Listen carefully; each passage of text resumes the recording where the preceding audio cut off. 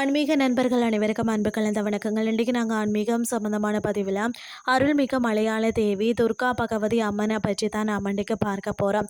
கோவை நவக்கரையில் பார்த்தீங்கன்னு சொன்னால் அமைந்துள்ள அருள்மிகு மலையாள தேவி துர்கா பகவதி அம்மன் திருக்கோயிலின் சிறப்புகளை தான் நாம் இன்றைக்கு பார்க்க போகிறோம். மன அமைதியும் கிரகதோஷ நிவர்த்தியும் தேடும் பக்தர்களுக்கு இது ஒரு சிறந்த தலமாக தான் இருக்கிறது. ஆதி சங்கரர் இமயமலையில இருந்த பாத யாத்திரை வந்தபோது போற்றிய விருச்சிக மரம் இந்த தலத்திலையும் இருக்கிறதா.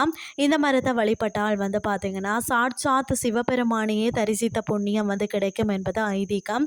இங்குள்ள அதாவது கன்னிமா திசையில் குருகேது மற்றும் சிவபெருமான் இணைந்த கன்னி சர்ப்பம் உள்ளதா. இதனை வணங்குவதன் மூலம் தடைப்பட்ட சுப காரியங்கள் கைகூடும். குறிப்பாக செவ்வாய் தோஷம் உள்ளவர்கள் இங்கு வழிபட்டால் நல்ல பலன் பெறலாமா. அதாவது பார்த்தீங்கன்னா ஒவ்வொரு சனிக்கிழமையும் நடைபெறக்கூடிய சனியாக பூசையில் கலந்து கொண்டீங்கன்னு சொன்னால் கிரக தோஷங்கள் நீங்கி சகல ஐஸ்வர்யங்களும் பெருகும்னு சொல்லப்படுகிறது. சித்ரா பௌர்ணமி அன்று பார்த்தீங்கன்னா அம்மனுக்கு சாத்தப்படக்கூடிய சிறப்பு மூலிகை சந்தனம் பிரசாதமாக வழங்கப்படுகிறதா. இது உடல் பிணிகளை தீர்க்கும் அருமருந்தாகவும் நம்பப்படுகிறதா. மனமுருகி வேண்டுவோருக்கு மங்கள வாழ்வு தரும் மலையாள தேவி துர்கா பகவதியை வணங்கி அருள் பெறுவோம்னு சொல்லி கூறிக்கொண்டு இன்றைய ஆன்மீகம் சார்ந்த பதிவை நிறைவு செய்து கொள்கிறேன். இதே மாதிரி மற்றும் ஒரு ஆன்மீகம் சார்ந்த பதிவோடு உங்களை சந்திக்கிறேன். நன்றி.